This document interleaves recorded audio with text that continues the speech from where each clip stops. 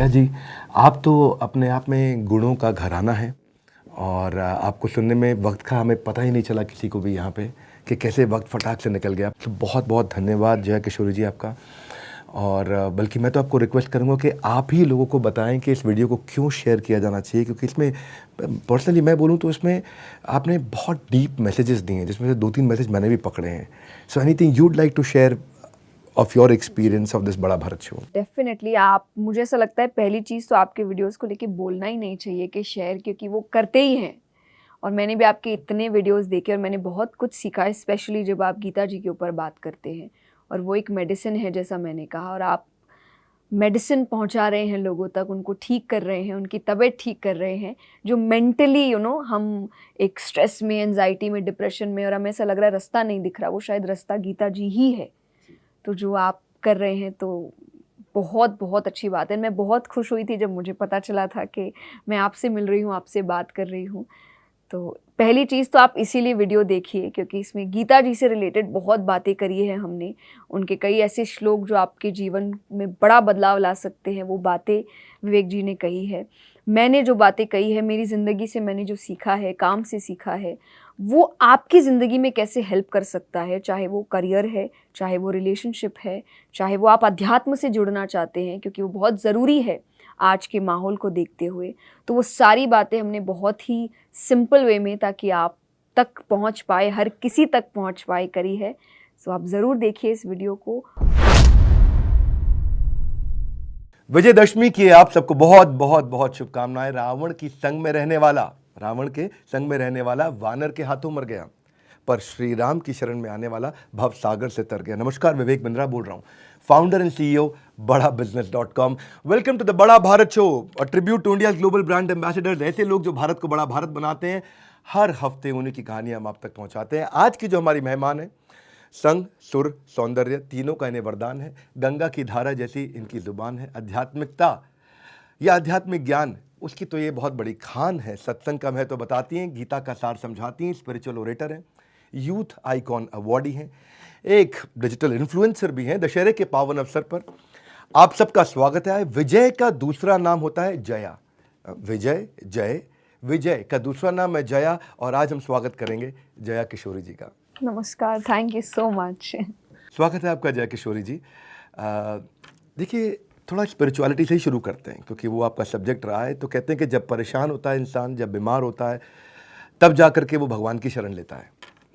और वैसे गीता में कृष्ण ने कहा है, चतुर्विधा भजन्ते माम जना सुकृति नुर अर्जुना आर्थो जिज्ञासु अर्थार्थी ज्ञानी च भरतर्षि। 4 प्रकार के लोग भगवान की शरण लेते हैं। एक जो बहुत दुखी होता है, एक जिसको पैसा चाहिए होता है, एक जो बड़ा जिज्ञासु होता है।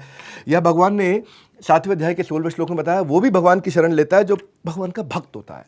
लेकिन आज आपने 6 साल की उम्र में भगवान की शरण ली थी, आपको उसके लिए बधाई। और आप एक इंस्पिरेशन है, आप आध्यात्मिक राह पर चल दी। पर आज का जो यूथ है वो विजुअल ज़्यादा है, स्पिरिचुअल कम है, शो ऑफ ज़्यादा है, दिखावा कम है। उनको अगर आध्यात्मिक राह पे इनवाइट करना हो तो आप उनके लिए क्या मैसेज देना चाहेंगे? सिंपल सी बात है, क्योंकि जो कंपटीशन आज है वो पहले नहीं था। आज जितना कंपटीशन करियर में है, रिलेशनशिप में है, सोशल मीडिया पे है, वो शायद पहले कुछ भी नहीं था।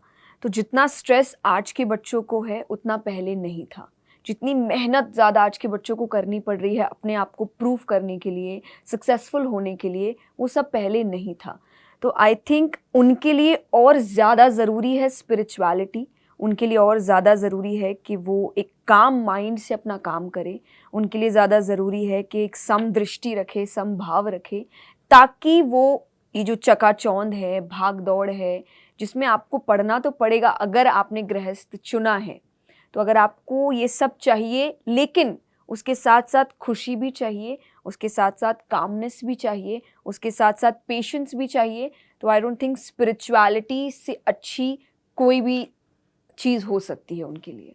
अच्छा, आज क्योंकि दशहरा है तो एक प्रश्न थोड़ा रावण पे भी हो जाए कि हर इंसान के अंदर अगर एक रावण है तो उसको कैसे जलाया जाए? राम से सीख ली जाए। जैसे आज के समय में लोग बोल रहे हैं कि रावण भी अच्छा था। यहीं आप जो कह रहे हैं ना, नेगेटिव चीज़ों की ओर जा रहे हैं कि रावण बहुत शक्तिशाली था, पर उसने वो शक्ति दूसरों को नीचे दिखाने के लिए की। राम भी बहुत शक्तिशाली थे, उन्होंने वो शक्ति दूसरों को ऊपर उठाने के लिए की। जब आप लीडरशिप की बात आप करते हैं, आप इतना अच्छा काम कर रहे हैं, आप खुद एक बहुत अच्छे लीडर हैं और आप अच्छे लीडर्स बना रहे हैं। जब श्री राम की बात आती है, जब श्री राम ने रावण को मार दिया, सब जीत लिया, हम सब जानते हैं कि किसकी वजह से जीता, वो श्री राम खुद थे। वो नहीं होते तो शायद ही वानर रावण की पूरी सेना को हरा सकते थे। फिर भी श्री राम ने उनको कहा, तुमरे बल में रावण मारे हो, कि मैंने तुम्हारी वजह से मारा, वरना मैं कहाँ ये कर पाता, मैं तो अकेला था। तो ये सबसे बड़ी क्वालिटी थी कि शक्तिशाली तो वो थे, पर उन्होंने शक्तिशाली दूसरों को बनाया। तो ये जब आप राम से सीख लेने लगेंगे तो आपके अंदर का रावण मर जाएगा। Beautiful, lovely. आपके जीवन में प्रभाव किसने ज़्यादा डाला, श्री कृष्ण ने या श्री राम ने? श्री कृष्ण ने, बट मैंने, जैसे कि मैं धार्मिक हूँ, मेरे सामने आप किसी भी भगवान का भजन चलाइए, मैं उतनी ही भक्ति से सुनूंगी, क्योंकि मुझे हर भगवान एक ही लगते हैं। मैं एक एग्जांपल देती हूँ कि वृंदावन मान लीजिए एक प्लेस पर है, कोई कहीं से आ रहा है, उसके लिए साउथ में होगा, किसी के लिए नॉर्थ में होगा, किसी के लिए ईस्ट में, पर वृंदावन तो अपनी ही जगह है। तो भगवान एक ही है, कोई कृष्ण मान के आएगा, कोई राम मान के, कोई दुर्गा जी, कोई महादेव जी, पर भगवान तो एक ही है, शक्ति तो एक ही है। तो मुझे हर भगवान सीख देते हैं, पर श्री कृष्ण कंप्लीट अवतार है, वो हर क्षेत्र को उन्होंने जिया है खुलकर। श्री राम मर्यादा पुरुषोत्तम है, डिसिप्लिन है, बहुत सीरियस है, पर श्री कृष्ण सब कुछ है। अच्छा, अब आज के ज़माने की बात करें, अगर सोशल मीडिया पे आजकल नेगेटिविटी बिकती है और वही ज़्यादा दिखती है। इनफैक्ट फेसबुक का बीच में एक एल्गोरिदम था कि जहाँ भी गुस्से के इमोजीज आएंगे ना, फेसबुक उसको इंटू 10 का ग्रोथ देता था। जहाँ पे भी गुस्सा दिख रहा होगा जिस पोस्ट पे, वीडियो में, किसी के लड़ाई झगड़ा मार पीट, कोई सुसाइड कर रहा है, कुछ अपने को आग लगा रहा है, तो उनको 10 का मल्टीपल मिलता था, क्योंकि उसको ग्रोथ ज़्यादा मिलता है। हमारे दिमाग को नेगेटिविटी अब ऐसे खींचता है जैसे, मतलब जैसे चुंबक को लोहा खींचता हूँ ना, उस प्रकार तो नेगेटिविटी की जो मकड़ी है, ये दिमाग में एक ऐसा जाल बुन देती है कि चाहे फिर उसके बाद वो न्यूज़ चैनल हो, सोशल मीडिया हो, नेगेटिव कमेंट्स हो, हेट्रेड हो, राइट्स हो, इंटॉलरेंस हो, और ज़्यादा ट्रैफिक आता है इसके ऊपर। अब ऐसे में, हालांकि भगवान भी गीता के अंदर कहते हैं कि आपके पास एक इंडिपेंडेंस है, 18वें अध्याय के 63वें श्लोक में। आज भगवद गीता में ज़्यादा बोल रहा हूँ आपको, देख के, यथा इच्छसी तथा कुरु, जैसी तुम्हारी इच्छा हो वैसे कर सकते हो तुम, यानी कि you have the choice to choose what you want to see. और दुर्योधन का भी भगवान कृष्ण से एक वार्तालाप थी, जिसमें वो कहते हैं कि जाना में धर्मम न चामे प्रवृत्ति, जाना में अधर्मम न चामे निवृत्ति। मैं धर्म जानता हूँ, उसमें जाना नहीं चाहता, अधर्म जानता हूँ, वो मुझसे छूटा नहीं जाता। केना पे देवे में हृदय स्थित है, ना, एक देवता मेरे हृदय में स्थित है, यथा नियुक्त उसमें तथा करो में। जैसे मुझे वो कहते हैं मैं वो तो उन्होंने भी भगवान पर बाल दिया, आपके कारण कर रहा हूँ मैं सारे गलत काम, ये गलत चीज़ें देख रहा हूँ। तो बी पॉजिटिव एक केवल ब्लड ग्रुप रह गया है, बी पॉजिटिव, है ना। असल में मैं पूछना चाहता हूँ, डिजिटल नेगेटिविटी को कैसे करूँ डिलीट, और पॉजिटिविटी को, डिजिटल पॉजिटिविटी को कैसे करूँ डाउनलोड। डिजिटल ज़माना है, तो डिजिटल नेगेटिविटी को डिलीट करना है, डिजिटल पॉजिटिविटी को डाउनलोड करना है। आपका आज के यूथ को क्या सुझाव है कि कैसे सही कंटेंट को कंज्यूम करें? देखिए, पहली चीज़ जो आपने एग्जैक्टली बहुत सही बात बोली, नेगेटिव चीज़ें बहुत जल्दी अट्रैक्ट होती है, बट क्योंकि वो सस्ती है, सस्ती चीज़ें बहुत ज़्यादा बिकती है, क्योंकि उसमें मेहनत कम है।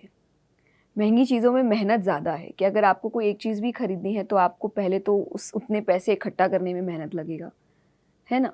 तो जब सस्ती चीज़ क्या है कि आपके लिए ईजी है, किसी और को नीचा दिखाना ईजी है, किसी और की बुराई करना ईजी है। बुरा जो देखन मैं चला, बुरा ना मिलिया कोई, जो दिल खोजा अपना, मुझसे बुरा ना कोई। बट अपना दिल कोई खोजेगा नहीं, क्योंकि वो बहुत मेहनत का काम है। तो ईजी क्या है, दूसरों की बुराई खोजो, दूसरों को नीचा। सोशल मीडिया में नेगेटिविटी क्या है, आप किसी के भी पेज पे जाओ, आप कमेंट करो कि तुम अच्छे नहीं हो। अब कहीं ना कहीं शायद हमें नहीं पता कि उसको खुद के लिए वो महसूस हो रहा है, बट वो खुद को उस पीड़ा से या उस प्रॉब्लम से या उस तकलीफ से ले जाना नहीं चाहता, तो वो किसी और पर उस चीज़ का इल्ज़ाम लगा रहा है। तो चाहे उसको गाली दे रहा है, चाहे उसको गलत बोल रहा है, चाहे उसको नीचा दिखा रहा है, उसको इंसल्ट कर रहा है, because this is very easy. तो पहले ये जो ईजीनेस की तरफ हमारा झुकाव है वो हटे और थोड़ा टफ चीज़ों की तरफ जाए। जब आप सच्चिदानंद की भी हम बात करते हैं, सत्य क्या है, ट्रूथ, भगवान तक सच पहुँचे उससे पहले आप खुद की ज़िंदगी के तो सच को सामना करिए। मैंने पहले भी ये बात कही है कि हम बहुत छोटी छोटी बातों पे झूठ बोलते हैं। क्यों बोलते हैं? क्योंकि हम सच से बच रहे हैं। झूठ बोलना ईजी है, आप कहीं भी देखिए, सच और झूठ में भी झूठ ज़्यादा है। क्यों? क्योंकि ईजी है। नेगेटिव पॉजिटिव में नेगेटिव ज़्यादा है क्योंकि ईजी है। तो पहले अपने दिमाग से ये हटाओ कि हमें हर चीज़ ईजी की तरफ ही जानी है। हमें लाइफ ईजी चाहिए। क्यों चाहिए? लाइफ तो टफ ही है। आपको जब आप उन चीज़ों का सामना नहीं करेंगे तो कहीं ना कहीं आप बच रहे हैं, एस्केप कर रहे हैं सच्चाई से, पर वो सच्चाई एक ना एक दिन सामने आएगी, लेकिन फिर इतने बड़े रूप में आएगी कि आप उसका सामना कर ही नहीं पाएंगे। और तभी हम आज स्टूडेंट्स में देख रहे हैं या कोई भी जो डिप्रेशन में जा रहे हैं या सुसाइड करते हैं। क्यों? क्योंकि वो उस सच का सामना नहीं कर पा रहे। वो जिंदगी का सच है, वो एक ना एक दिन सामने आएगा। तो पहले जो छोटे छोटे सच है आप उनका सामना करिए। पॉजिटिविटी क्या है? सामना करना। ये मैंने अपने एक पहले वीडियो में भी कहा है कि पॉजिटिव होने का मतलब ये नहीं होता कि मान लीजिए आप गिर गए, आपको चोट लगी है और आप कह रहे कुछ नहीं हुआ, कुछ नहीं हुआ, मैं पॉजिटिव हूँ, कुछ नहीं हुआ। नहीं, ये पॉजिटिविटी नहीं है, ये इग्नोरेंस है कि आप जो हुआ है उसको इग्नोर कर रहे हैं, उससे भाग रहे हैं। पॉजिटिव इज कि मुझे लगी है, क्यों लगी है जानते हैं, सिवाय रोने के ये जानो क्यों लगी है और आगे कैसे ना लगे दोबारा। एग्जैक्टली कि रास्ता गलत था मेरा, या चलने का तरीका गलत था मेरा, या मैं ऐसा क्या कर रहा था कि मेरा पैर लड़खड़ा गया। This is positivity. Positivity solution oriented approach. Exactly. आपने अभी डिप्रेशन की बात भी करी, मैं थोड़ा से और आगे लेके चलता हूँ, थोड़ा परेशानियों की, खुशियों की बात करना चाहता हूँ। कहते हैं कि आज बैंक में बैलेंस है पर खुशियाँ डिसबैलेंस है। कहते हैं कि ब्रांडेड सामान है सबके पास, न जाने फिर भी मन क्यों है उदास। मुझे 9वें अध्याय में शुरुआत में दूसरा तीसरा एक श्लोक है भगवान का, जहाँ भगवान कहते हैं कि राज विद्या राज गुह्यम पवित्रम इदम उत्तमम, कि मैं आपको राज विद्या दे रहा हूँ, इसको फॉलो करोगे तो क्या मिलेगा आपको? प्रत्यक्ष आवागमम धर्मम सुसुखम कर्तुम अव्ययम, आपको सुसुख की प्राप्ति होगी। तो आपको अत्यंत सुख मिलेगा। सुखम भी बोल सकते थे भगवान, पर कहते हैं सुसुखम, आपको बहुत सुख मिलेगा अगर मेरे प्रिंसिपल्स को प्रैक्टिस करोगे तो। परंतु अगर हम भारत में जहाँ की आपने बात करी, जहाँ इतना ज्ञान है इस देश में लोगों के पास में, पर वर्ल्ड हैप्पीनेस रिपोर्ट में बड़े दुखी मन के साथ कहना चाहता हूँ, आज 146 देशों में हमारी रैंक 136वीं है, यानी कि लोग यहाँ खुश नहीं हैं। देखा जाए तो पाकिस्तान से हम पीछे हैं, पाकिस्तान भी 103rd रैंक पे है इस समय। देखा जाए हम ईरान और श्रीलंका से पीछे हैं, वो भी हमसे आगे हैं। एक दफ़ा मैंने गौर गोपाल जी के साथ भी बोला था ये कि सीने में जलन, आंखों में तूफान सा क्यों है, इस शहर में हर शख्स परेशान सा क्यों है। आपको क्या लगता है कि लोग क्या गलत जगह पे खुशियाँ ढूंढ रहे हैं? क्या गलती कर रहे हैं? क्यों उनको सुख की प्राप्ति नहीं हो रही? हमारा देश इतना ज्ञान होने के बावजूद इस अज्ञान में कैसे रह गया? पहली चीज तो ज्ञान होने के बावजूद हम उस ज्ञान पे ध्यान नहीं दे रहे हैं। ये सबसे बड़ी चीज़ है। मैं श्रीमद् भागवत की कथा भी जब करती हूँ तो मैं यही कहती हूँ कि हमारी एक बीमारी हो गई है कि हम अपनी चीज़ों पे तब तक ध्यान नहीं देंगे जब तक विदेश का स्टैंप नहीं लगेगा, जब तक वो मान नहीं ले कि ये सही है। आप कोई भी चीज़ उठाइए, अभी रिसेंटली एक न्यूज़ आई थी कि ऑर्गेनिक प्लेट्स आई थिंक किसी कंट्री ने निकाले हैं और उन्होंने क्या, हमने बहुत साल तक इस पर काम किया है और ऑर्गेनिक सबसे इको फ्रेंडली प्लेट्स निकाले हैं। आपको कब से तीर्थ स्थलों में जो बनाना लीफ है, पत्तलों पर भोजन मिल रहा है, प्रसाद मिल रहा है, बट उसके बाद जो एक इंटरनेट पे सब कॉन्ग्रेचुलेट कर रहे हैं उनको कि कितना अच्छा काम किया है। एंड आई एम लाइक, आपके देश में तो कब से चल रहा है, आपको ये दिखा क्यों नहीं? तो हमारी आदत है कि हम अपने ट्रेजर को भी तब तक वैल्यू नहीं करेंगे जब तक वो स्टैंप ना दे दे कि ये सही है। तो पहली चीज़ तो हम अपने ट्रेजर की तरफ देख ही नहीं रहे हैं कि कितना कुछ है यहाँ पर। दूसरा, मुझे ऐसा लगता है कि हम जिस भाग दौड़ में हैं, आपने जैसा कहा ब्रांडेड चीज़ तो है, अब चलिए आपने ब्रांडेड चीज़ खरीद ली, पर आप उसको यूज़ करिए, आप उस पर समय दीजिए। उसको खरीद के हमारा दूसरा ध्यान है अब क्या खरीदे, या गाड़ी खरीद ली, अब उस गाड़ी को चलाइए, उसका मज़ा लीजिए, उसमें बैठिए। नेक्स्ट गाड़ी कौन सी ले, नेक्स्ट गाड़ी ये लेंगे, बात मतलब अभी ली है, ध्यान है नेक्स्ट गाड़ी कौन सी ले रहे हैं। घर ले लिया, उसके बाद भी इंटरनेट पे घर के वीडियोस चल रहे हैं कि नेक्स्ट घर कौन सा ले सकते हैं या ये घर ज़्यादा अच्छा है। तो आपने जो लिया, आपका ध्यान उस पर है ही नहीं, आपका बस अक्यूमुलेशन का काम हो रहा है। मैं इकट्ठा करता रहूँ, पर जो इकट्ठा किया है उस पर ध्यान नहीं दे रहे, और फिर एक टाइम आएगा जब आप उसका मज़ा लेने के लिए रहेंगे ही नहीं। तो आपने किया क्या? एक्यूमुलेट करने की बजाय आपने सिवा और कुछ भी नहीं किया। तीसरा, आपका हमेशा कंपटीशन दूसरों से है। एक कहानी मैं हमेशा बताती हूँ कि एक आदमी ने तपस्या करी और उसको वरदान ये मिला कि तुमको जो भी चाहिए तुमको मिलेगा। तो he was very happy, but बोले हर चीज़ का एक डिसएडवांटेज भी होता है। तो दूसरा है तुमको जो मिलेगा उसका डबल तुम्हारे पड़ोसी को मिलेगा। तब उसने सोचा कि मुझे गाड़ी चाहिए, उसको गाड़ी मिल गई, पर उसके पड़ोसी को 2 गाड़ियाँ मिली। पर अब उसको गुस्सा आ रहा है, उसको अच्छा नहीं लग रहा। लेकिन फिर उसने कैसे तैसे इग्नोर करने की कोशिश करी। फिर उसने कहा मुझे घर चाहिए, उसको एक घर मिला, पर वैसा ही 2 घर पड़ोसी को मिला। अब उसको इतनी जेलसी हो रही है उस चीज़ से, उसको अपनी खुशी नहीं दिख रही कि मुझे तो एक ही चाहिए थी ना, मुझे मिल गई, किसी और को 10 भी मिले तो क्या है। तो तीसरी चीज़ वो मांगता है कि मेरी एक आँख ही फूट जाए, तो पड़ोस वाले की 2 फूट, फिर वो कहे मेरा एक हाथ कट जाए, पर तो मतलब उसको अब उससे खुशी मिल रही है। तो यानी हमारा ध्यान इस पर नहीं है कि हमारे पास क्या है, हमारा ध्यान है उसके पास क्या है। तो ये जिस दिन हट गया, उस दिन कहते हैं ना, हर चीज़ में नेगेटिविटी अपनी ढूंढो, पॉजिटिविटी अपनी ढूंढो, सक्सेस में अपनी तरफ ध्यान दो। पर हमारा ध्यान है उसमें क्या बुराई है, उसमें क्या अच्छाई है, उसके पास कितना पैसा है। तो आपका अपनी अच्छाइयों पर ध्यान पड़ ही नहीं रहा, इसीलिए आप हर वक्त दुखी हैं। अच्छा, एक फेमस सेइंग है, डू व्हाट यू लव और लव व्हाट यू डू, जी। है ना। इस कश्मकश में एक आम आदमी क्या करे? वो काम करे जो उसको पसंद है, या उस काम को पसंद कर ले जो वो करता है? आपके हिसाब से क्या ठीक है? वो कश्मकश ही आपको सेकंड चीज़ बता रही है कि आज आम आदमी के लिए क्या है कि वो जो करना चाह रहा है उसके पीछे वो काम कर सकता है, पर शायद उस पर जिम्मेदारियां इतनी है कि आप उसको दूसरा काम करना पड़ेगा। तो वही प्रॉब्लम है कि कहा जाता है कि अगर वो नहीं हो पा रहा तो उस पर्टिकुलर टाइम के लिए शायद जो कर रहे हो उससे प्यार कर लो। अच्छा, चुनौतियाँ और जो बाधाएं होती हैं वो स्ट्रॉ लगा करके हमारी सारी लाइफ की एनर्जी को पी जाती हैं, सारी एनर्जी खत्म हो जाती है। ऐसे में जब बार बार कोशिश करने पे भी बात नहीं बनती, तो कहाँ से लाए शुरू से शुरू करने का जज्बात? क्योंकि कहीं से भी नहीं बन रही है मेरी बात, तो वो शुरू से शुरू करने का जज्बात। What is that one thing that one needs to do to bounce back in tough times?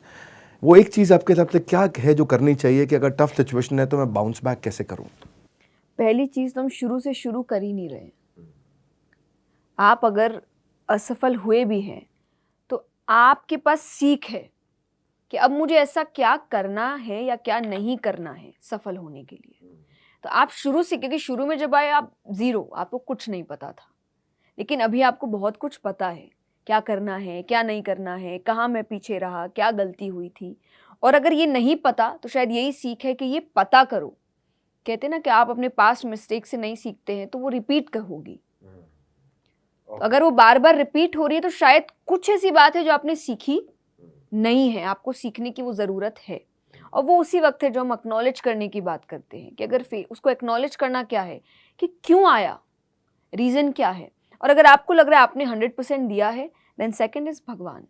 जो मैंने कहा, मैं हमेशा एक बात कहती हूँ, मैं कभी भी किसी भी चीज़ को लेकर दुखी नहीं हो सकती डिप्रेशन वाले मोड तक, क्योंकि मुझे पता है इस पूरी दुनिया में एक ऐसी शक्ति है जो बैठी है मेरे लिए काम करने के लिए, वो मुझे कभी भी हारने नहीं देगी। तो अगर अभी उसने मुझे गिराया है तो शायद मेरे लिए गिरना ही सही है, मुझे इससे कोई सीख मिलेगी, या अभी मेरे लिए वो चीज़ जो मुझे चाहिए वो सही नहीं है, वो मिलने के बाद मैं हो सकता है गलत काम कर दूं या उसको हैंडल ना कर पाऊं या उसका दुरुपयोग करने लग जाऊं। तो उसको पता है कि मेरे लिए सही क्या है। मैं उस पर एक कहानी कहती हूँ जिसकी सीख है। भगवान कहते हैं कि तू करता वही है जो तू चाहता है, पर होता वही है जो मैं चाहता हूँ। तो तू कर वही जो मैं चाहता हूँ, फिर होगा वही जो तू चाहता है। भगवान आपको धैर्य सिखाते हैं कि तू रुक, मैं रास्ता दिखा रहा हूँ किस पर काम करना है, और वो मिलेगा तभी जब मुझे सही लगेगा। पर हमें तो हर चीज़ तुरंत चाहिए ना, कि मुझे ये अभी चाहिए, पर वो भगवान के आपको नहीं मिलती, आपको वेट करना पड़ेगा। अच्छा जया किशोरी जी, आपने बहुत सारे म्यूज़िक एल्बम्स लाए आपके, और मैं वीडियो शुरू होने से पहले ही आपको बताया था कि तुमने लाखों की किस्मत संवारी, अब संवरने की बारी हमारी। मैं इस भजन के कारण आपको जानता था, क्योंकि मैंने ये भजन सुना था आपका, मुझे बहुत पसंद आया। लोग आपकी आवाज़ और शैली के दीवाने हैं, और आपको तो क्या कहूँ कि ऊपर वाले ने भेजा है आपको सबके जीवन में भरने के लिए मिठास, तभी तो कृपा ऐसी कि मिश्री से मीठी है इनकी आवाज़।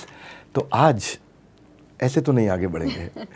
इस सोलफुल भक्ति संगीत की शुरुआत आपने कैसे करी? आपने संगीत को चुना या संगीत ने आपको चुना?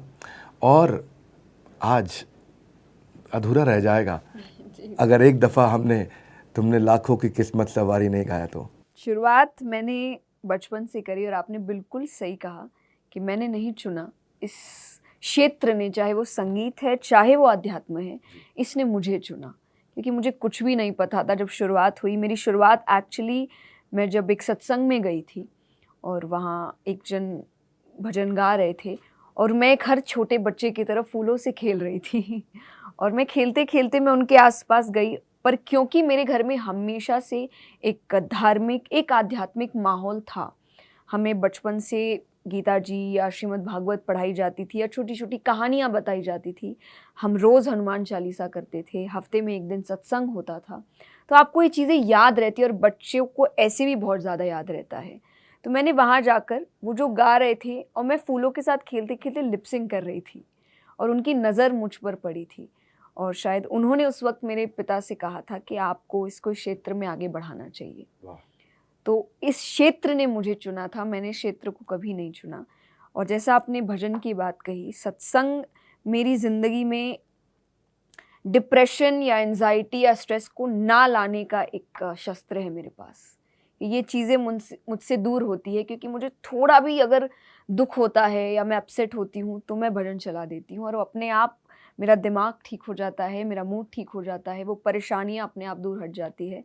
और शायद यही भजन भी इसीलिए है कि आपने बहुतों को ठीक किया है, पर वो ठीक होने की बारी मेरी है। I will sing the first 2 lines, that is, तुमने लाखों की किस्मत सवारी, अब संवरने की बारी हमारी। तेरी चौखट पे जो भी झुका है, उसको दुनिया ने सर पे रखा है।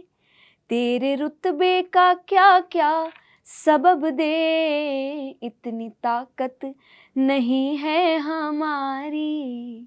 तुमने लाखों की किस्मत सवारी, अब संवरने की बारी हमारी। Hey guys, lovely, fantastic, superb, so auspicious. Thank you, thank you. अब जया किशोरी जी की अल्टीमेट विश क्या है?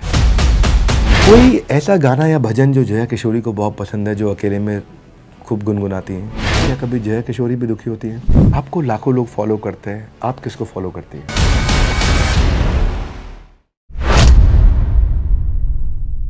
आपका फेवरेट आध्यात्मिक ग्रंथ कौन सा है? अभी तो देखिए पूरी दुनिया का मेरे हिसाब से गीता जी है, पर मैंने शुरुआत श्रीमद् भागवतम से की थी, उसके बाद मैंने गीता जी पढ़ी।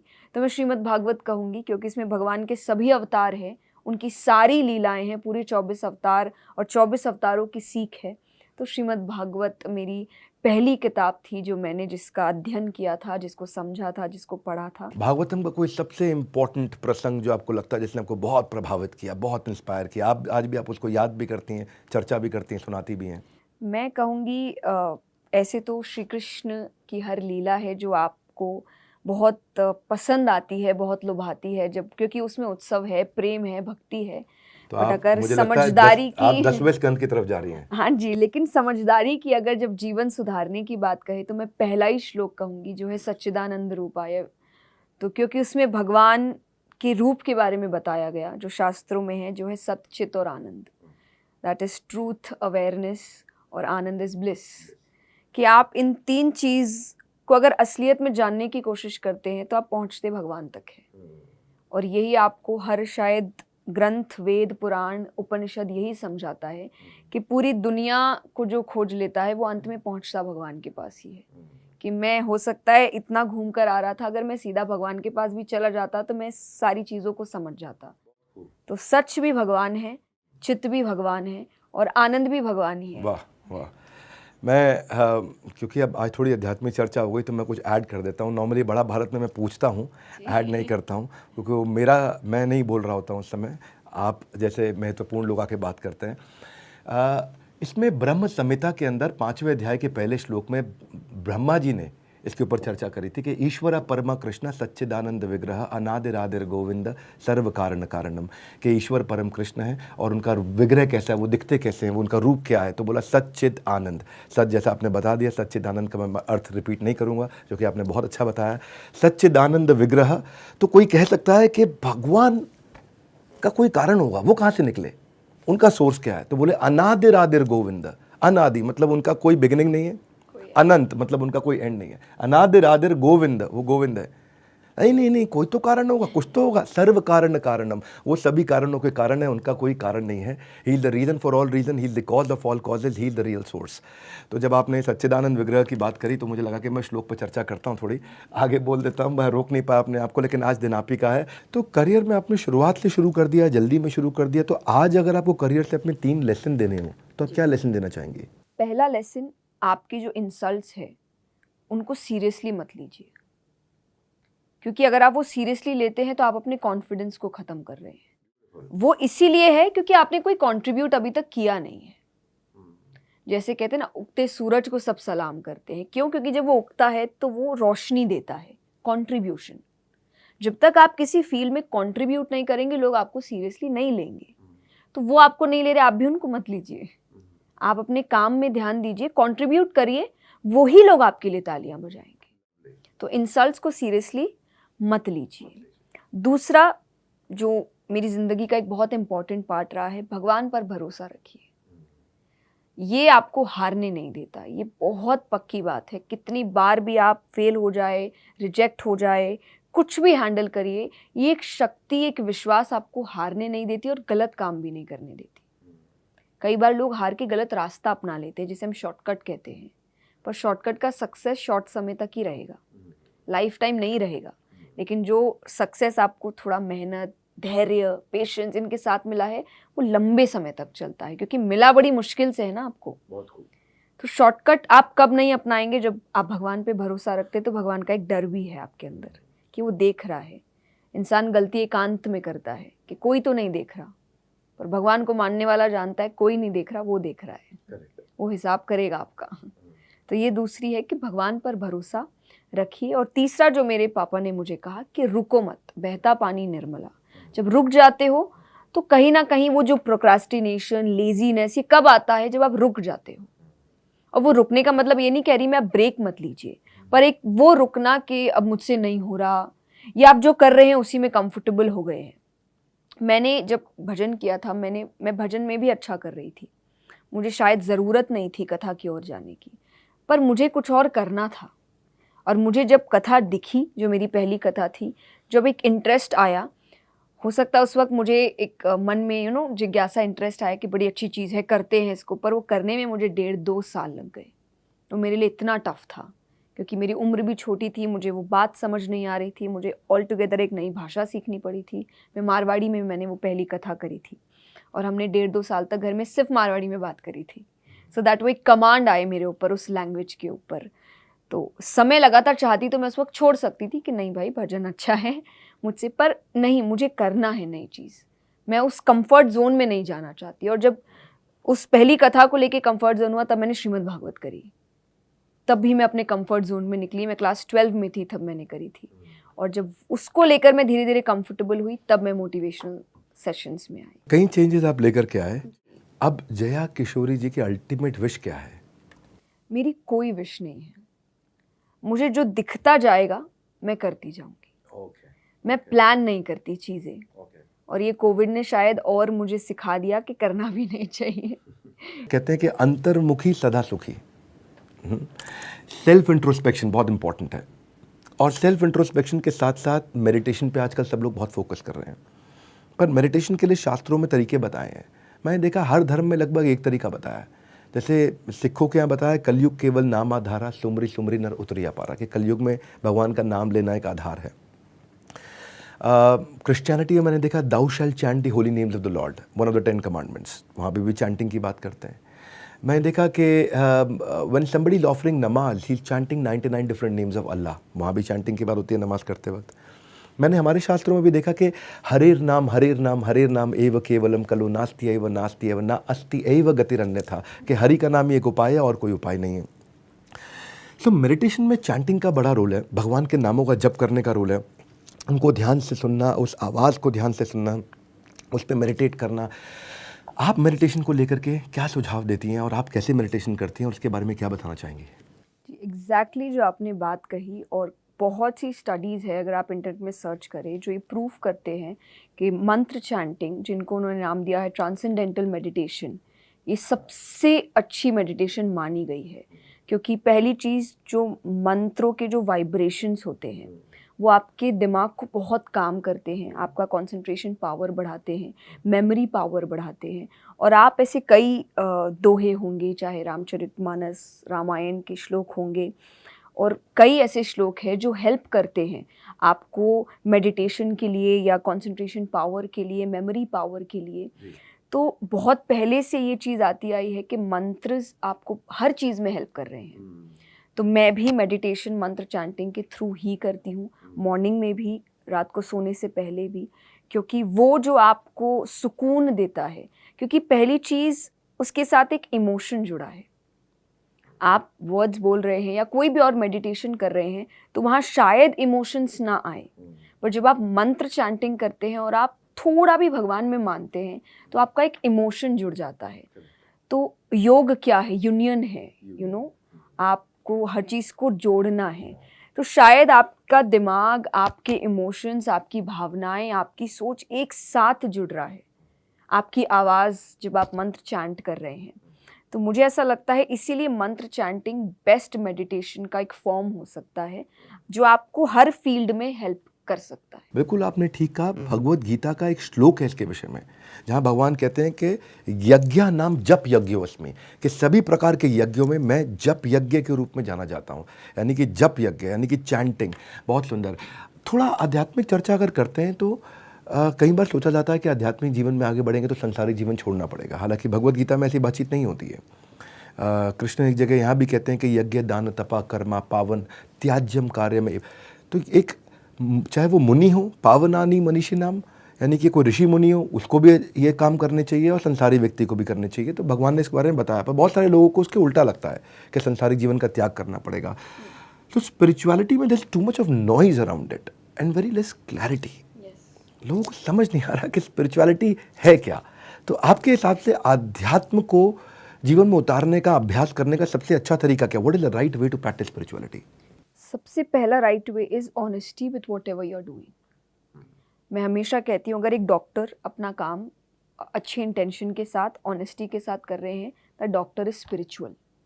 अगर कोई टीचर पढ़ाने का काम ऑनेस्टी के साथ कर रहे हैं, अपने इंटेंशंस उनके अच्छे हैं कि वो एक्चुअली स्टूडेंट्स को आगे बढ़ाना चाहते हैं, या फिर सिर्फ अपना काम करके अपनी सैलरी लेना चाहते हैं, आपके इंटेंशंस अच्छे हैं उस काम को लेकर, दैट टीचर इज स्पिरिचुअल। तो सबसे पहली चीज़ यही है कि ऑनेस्टी और इंटेंशन। इसमें एक ऑब्जेक्शन दे दूं मैं आपको जी। मान लो कोई टेररिस्ट हो, वो बड़ा ऑनेस्ट है मैं टेररिज्म फैलाने में। इंटेंशंस, मैंने इंटेंशन वर्ड इसलिए भी कि आपके इंटेंशन, अब मान लीजिए टीचर ने पढ़ाया है अच्छे से, पर इंटेंशन पढ़ाने के है नहीं, इंटेंशन है कि बस अच्छे करो ताकि सैलरी मिले, तो आप स्पिरिचुअल नहीं है। आपके इंटेंशंस, अब उसके इंटेंशन है लोगों को मारना, भला करना नहीं, तो इसीलिए वो वहाँ स्पिरिचुअलिटी से हट जाता है। तो सामने वाले का भला होना चाहिए। जी, एग्जैक्टली। इंटेंशन क्या है कि आपके उद्देश्य आपका अच्छा होना चाहिए, और जब आपका उद्देश्य अच्छा होता है ना, मैं हमेशा कहती हूँ, अगर आप अच्छे उद्देश्य के साथ काम कर रहे हैं, दूसरों का तो होगा भला, आपका भी होगा। बहुत सुंदर। ये देखिए पक्की बात है। ये भला वर्ड में ना इसका ऑपोजिट भी होता है, लाभ। भला लाभ। जब आप लाभ के चक्कर में पड़ते हैं तो स्पिरिचुअलिटी की जगह वो मटीरियलिज्म हो जाएगा। और जब लाभ की जगह भला हो जाए तो फिर आपने बताया आपका खुद का भी हो जाएगा। हाँ जी। वेरी गुड है, लवली, फैंटास्टिक। अच्छा, अगर भगवान ने सबको एक जैसा बनाया है तो किसी के पास बहुत ज़्यादा और किसी के पास बहुत कम क्यों है? प्रारब्ध। कि आप देखिए, ये भी एक रीज़न है कि ये क्यों है, ये क्वेश्चन ही प्रारब्ध को आई थिंक प्रूव कर देता है। जो लोग कहते हैं प्रारब्ध नहीं होता, अगर नहीं होता तो ऐसा क्यों है कि किसी के पास ज़्यादा है, किसी के पास कम है। कोई ऐसे घर में पैदा हुआ है जहाँ उसके पास सारी लग्जरीज है, कोई ऐसे घर में पैदा हुआ है जहाँ उसको वो सब पाने के लिए बहुत काम करना पड़े। कोई तो रीज़न होगा। चलिए आप प्रारब्ध को नहीं भी माने, फाइंड दैट रीज़न, क्योंकि यहाँ तो आप चाहे कोई भी शास्त्र उठाइए, क्वेश्चनिंग ही तो है। अर्जुन के सामने भगवान खड़े थे, फिर भी क्वेश्चन किया। वरना आप भगवान से क्यों क्वेश्चन करेंगे? वो बोल रहे लड़ो तो लड़ो, खत्म कहानी। पर उसने फिर भी क्वेश्चन किया, और उसी का फल है कि हमें गीता जी मिली है। अगर सिर्फ भगवान की बात होती तो शायद 2-3 पन्नों में खत्म हो जाती, पर अर्जुन को जब तक सेटिस्फैक्शन नहीं मिला है तब तक चलती रही, तब तक चलती रही। 48 मिनट गीता चली थी, और भगवान से क्वेश्चनिंग चल रही है, सोचिए। तो किसी और से तो आपकी और ज्यादा देर तक क्वेश्चनिंग चलनी चाहिए। क्या बात है, वेरी गुड वेरी गुड। अब ठीक है, प्रारब्ध गहना ही कर्मणो गति, भगवान ने कहा है कि कर्मों की गति बहुत गहन है, और प्रारब्ध के विषय में गीता में बहुत चर्चा हुई है। आपको मैं गुड न्यूज़ दूं, मैं एक नया सीरीज़ लेकर के आ रहा हूँ, गीता इन एक्शन। गीता को एक्शन में, जीवन में कैसे उतारा जाए, और मैं गीता को संसार में, जीवन में, लोगों के, मैं एक पूरा का पूरा हमारे देश में और दुनिया में, मेरा एक लक्ष्य है कि मैं नैरेटिव बदल दूं कि भगवत गीता हर घर में होनी चाहिए और हर व्यक्ति को पढ़नी चाहिए। No objective of business, nothing, pure Bhagavad Gita में क्या चर्चा भगवान ने करी जो आपके जीवन में उतारी जा सके। तो आप भी प्रार्थना करिए कि हम इसके द्वारा इस मैसेज को पहुंचा सकें कि धर्म के चश्मे को उतार के भगवत गीता को पढ़ के देखो, क्योंकि भगवत गीता एक मेडिसिन है। वाह, दवाई हर कोई ले सकता है, वो धर्म आप डॉक्टर के पास जाते पूछते नहीं है कि मैं ले सकता हूँ या सकता अरे हूँ। वाह, वो तो एक मेडिसिन है, क्या तो बात सबको है, लेना ही पड़ेगा, ठीक होना है तो। अगर अद्भुत अद्भुत, बिल्कुल ठीक बिल्कुल ठीक। जया जी, अगर आप परमिशन दे तो आपके साथ आज एक रैपिड फायर राउंड कर ले। बिल्कुल। हाँ, तो मैं आपसे जल्दी जल्दी पूछूंगा, आपको ठक ठक ठक जल्दी जल्दी आंसर करना है। मेरा पहला प्रश्न, पिछले 20 सालों में आपकी सबसे बड़ी अचीवमेंट क्या मानती हैं आप? मेरे पेरेंट्स की खुशी, और वो खुशी है कि मैं अच्छा काम कर रही हूँ। अगला प्रश्न, आपको लाखों लोग फॉलो करते हैं, आप किसको फॉलो करती हैं? मैं भगवान को फॉलो करती हूँ, कृष्णम वंदे जगत गुरु, उनसे बड़े कोई गुरु नहीं है। ब्यूटीफुल। अगर आप एक स्पिरिचुअल ओरेटर नहीं होती तो क्या होती? मैं कुछ भी होती जिसमें एक्सप्रेशन का काम होता, लाइक एक्सप्रेस करने का। क्योंकि मैं इतना अच्छा नहीं गाती, बट क्योंकि लोगों को अच्छा लगता है, क्योंकि मैं एक्सप्रेस करती हूँ। लवली। कहते हैं कि, अगला प्रश्न ले रहा हूँ, कहते हैं कि जो भी होता है अच्छे के लिए होता है, तो क्या आप इसको मानती हैं? बिल्कुल मानती हूँ, बिल्कुल, क्योंकि मैं भगवान को मानती हूँ, और मैं ये मानती हूँ कि वो मेरे साथ कभी गलत नहीं करेगा। आपके हिसाब से एक सफल व्यक्ति कौन है? जो संतुष्ट है। ओके। आपके लिए भगवान का अर्थ क्या है? सच्चिदानंद। सच्चिदानंद। What keeps you motivated? Maybe जो मैं जिन लोगों को देखती हूँ, और जब वो आते हैं और वो बताते हैं कि मेरी बातें उनको हेल्प कर रही है, तो मुझे ऐसा लगता है कि फिर रुकने की कोई बात ही नहीं है। कि आप लोगों को हेल्प कर रहे हो, वो जाके कहते हैं कि ये बुरा समय था पर मैंने आपको सुना, मुझे अच्छा लगा। और मुझे ऐसा लगता है कि अब कैसे रुक सकते हैं आप इतने लोगों की उम्मीद बन चुके हैं, आप उम्मीद कैसे तोड़ सकते हैं? तो आपको तो करना ही पड़ेगा। करना ही पड़ेगा। That keeps you motivated, the impact that you are generating. आम आदमी तो छोटी छोटी चीज़ों से दुखी हो जाता है, क्या कभी जया किशोरी भी दुखी होती है? बिल्कुल होती है, ह्यूमन इमोशन है, बहुत चीज़ों से। कभी कुछ ऐसी बातें सुनकर जो आपको लगता है कि आपने अच्छा काम किया लेकिन लोगों को पसंद नहीं आया, आपके इंटेंशंस अच्छे थे, तब दुख होता है। पर दैट डज नॉट मीन मैं काम रोक दूंगी, मैं काम तो करूंगी क्योंकि मेरे इंटेंशन सही है। तो शायद जब मुझे चाहिए था तब मुझे वो अप्रिसिएशन नहीं मिला, बट मैं काम करती रहूंगी। मैं इस पर एक थोड़ी सी बात कहूँगी। मैं कथा में कहती हूँ कि जो गुणी व्यक्ति होते हैं उनकी निंदा उनकी स्तुति होती है, यानी उनका क्रिटिसिज्म ही उनका अप्रिसिएशन होता है। अद्भुत, very deep, very important message. मैं तो उसको पकड़ने जा रहा हूँ, अच्छे से कस के पकड़ने वाला। निंदा ही आपकी स्तुति बनती है। कोई ऐसा गाना या भजन जो जया किशोरी को बहुत पसंद है, जो अकेले में खूब गुनगुनाती हैं? मेरा आपकी कृपा से सब काम हो रहा है, करते हो तुम कन्हैया, मेरा नाम हो रहा है। मेरा आपकी कृपा से सब काम हो रहा है। What a lovely, meaningful song, right? Everybody. एक पर्सनल सवाल आपसे, इसको मैं आखिरी सवाल रखता हूँ, अगर आपको ठीक लगे उत्तर देना। आपसे बातचीत करते समझ आया भी आपका विवाह नहीं हुआ, तो क्या जया किशोरी के जीवन में भी कोई कृष्ण किशोर हैं, और अगर हैं तो वो कौन है? अगर आप बताना चाहें। आप विवाह करने जा रही हैं, नहीं जा रही हैं, साध्वी रहना चाहती हैं, विवाह गृहस्थ आश्रम में जाना चाहती हैं? Personal question, over to you. नहीं, अभी कोई नहीं है, पर मैं गृहस्थ में ही, क्योंकि अभी भी एक तरीके से मैं परिवार में ही हूँ, मैंने परिवार नहीं छोड़ा है और मैं एक बिल्कुल साधारण लड़की हूँ। मैं संत साध्वी साधु कुछ भी नहीं हूँ। मुझे अध्यात्म अच्छा लगता है, मुझे भगवान की बातें अच्छी लगती है और अभी भी मैं सीख रही हूँ। मैं कभी ये नहीं कहती कि मुझे सब पता है, क्योंकि मुझे नहीं पता। मैं उस तरीके का जीवन नहीं जी रही जहाँ पर मैं हर वक्त इन्हीं चीज़ों से घिरी हुई हूँ। मैं एक साधारण जीवन जी रही हूँ जहाँ परिवार है, परिवार की बातें हैं, परिवार रिश्तेदार हैं, परिवार का ओकेजन है, सब कुछ है। उसके साथ साथ मुझे भगवान में बहुत जिज्ञासा है और जैसे जैसे मैं पढ़ रही हूँ, और ज्ञान वही अच्छा होता है जो बांटा जाता है, अगर रख दिया तो वो कोई फ़ायदेमंद नहीं होता। तो मुझे जो पता है मैं वो बांट रही हूँ, चाहे उसका स्तोत्र भजन है, चाहे उसका मीडियम कथा है, मोटिवेशनल सेशन है, उसमें भी हर वक्त भगवान की बात आएगी। मोटिवेशनल सेशन भी मैं हमेशा कहती हूँ ये एक डिस्काउंट की तरह बातें होती है। करूँगी तो मैं वही जो मैं 7 दिन करती हूँ, लेकिन लोगों के पास 7 दिन है नहीं, तो आपके हिसाब से मैं 1-1.5 घंटे में वो बात को घुमा फिरा के बताती हूँ। लेकिन बात वही है जो वो 7 दिन का सार है, क्योंकि ट्रेजर तो वही है।